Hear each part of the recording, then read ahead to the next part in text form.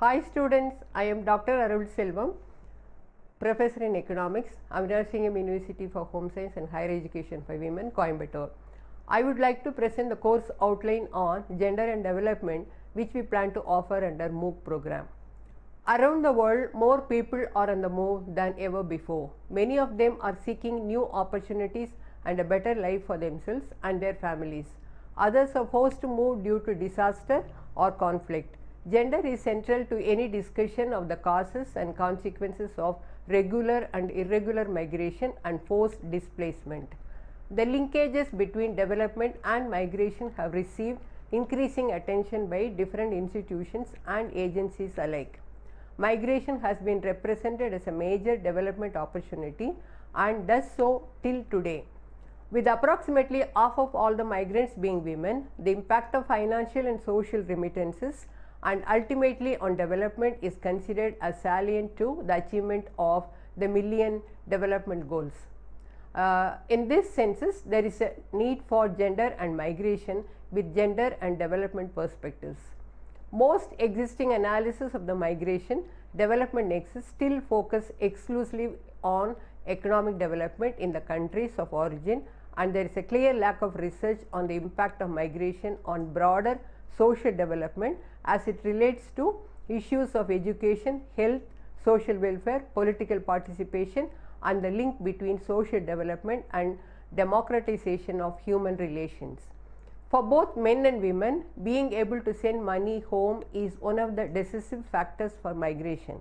However, due to traditional gender roles, women migrants may be subject to particular pressure from their families to remit the largest part of their earnings to support their families back home. Due to this pressure and their feeling of responsibility towards the families, women migrants may accept very difficult living and working conditions. To maximize the development impact of migration, a holistic approach to the migration process needs to be taken.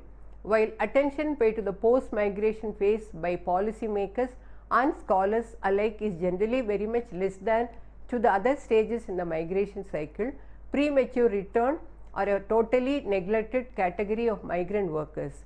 Women are said to return often prematurely for family reasons, but far too little is known about this phenomenon.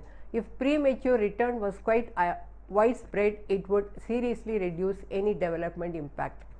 Objectives of the program: to gain deeper understanding of the relationship between migration and gender and the associated policy implication. To explore in particular the determinants of female migration, the impact of migration on women's empowerment and their human rights, as well as gender specific experiences of migration. To collect data by sex and age in order to contribute to greater knowledge and understanding of gendered pattern of sending, receiving and investing remittances. To create interest among scholars and faculty to promote research and projects on the various dimensions of gender and migration. Target group: students from any discipline is eligible, researchers who want to gather information on different patterns of migrants, members of training institutes who plan for business training for men and women are eligible.